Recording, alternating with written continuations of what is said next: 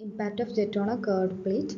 So in this video we are going to be discussing about impact of jet on a curved plate. In previous video we found how to calculate impact of jet on a vertical as well as inclined plate. So here we are considering a curved stationary plate, and let the jet of water with a velocity v strikes this curved plate. So the initial velocity we are considering is a v, and we are assuming this as a smooth curved plate, and there is no loss of energy due to the impact of jet. So the water after hitting it will deviate with the same velocity because there is no loss of energy due to the impact of jet. So the velocity will be v itself, and I am assuming it is making an angle theta with the horizontal.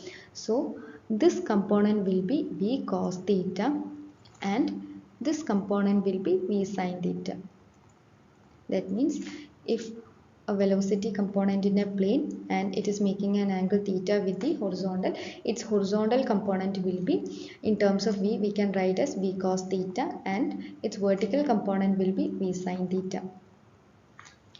So we have to find the force in the direction of jet. In the direction of jet means the jet is in x direction. So we have to find the fx.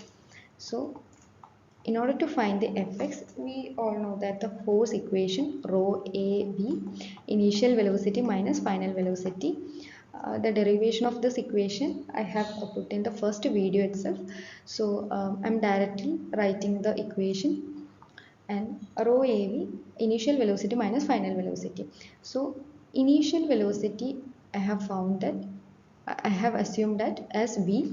So I am rewriting as initial velocity v minus, and the final velocity is v cos theta.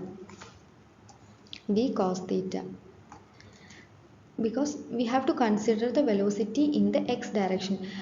As we are considering force in x direction, we have to consider the velocity component also in x direction. So the initial velocity is v, and the final velocity is v cos theta. Since it is in opposite direction, we are putting minus. So I am considering minus v cos theta. So I am rewriting the equation as rho a v plus v cos theta. That is minus minus will become plus, and I can take v outside. As v is common, I can take v outside. So the equation will be rho a v into v 1 plus cos theta. You can rewrite the equation as rho a v square 1 plus cos theta. This is the force exerted in direction of jet. And the second force we are considering is the force perpendicular to the direction of jet. This is the direction of jet, means its perpendicular component will be Fy. So we have to consider the force in the Fy direction. So Fx, Fy. So I am writing the force equation directly, rho av, initial velocity minus final velocity. Here the initial velocity is 0. There is only for a velocity component in x direction. There is no velocity component in y direction. So our initial velocity will be 0. And is there any final velocity? Yes, there is final velocity. The final velocity is v sin theta.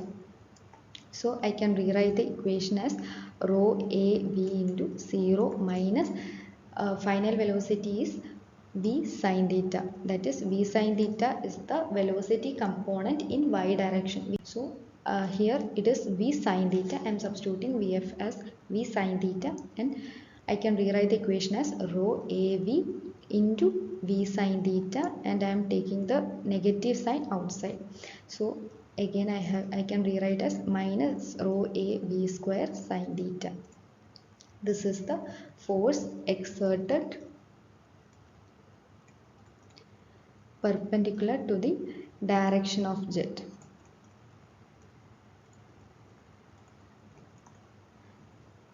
This is the impact of jet on curved plate.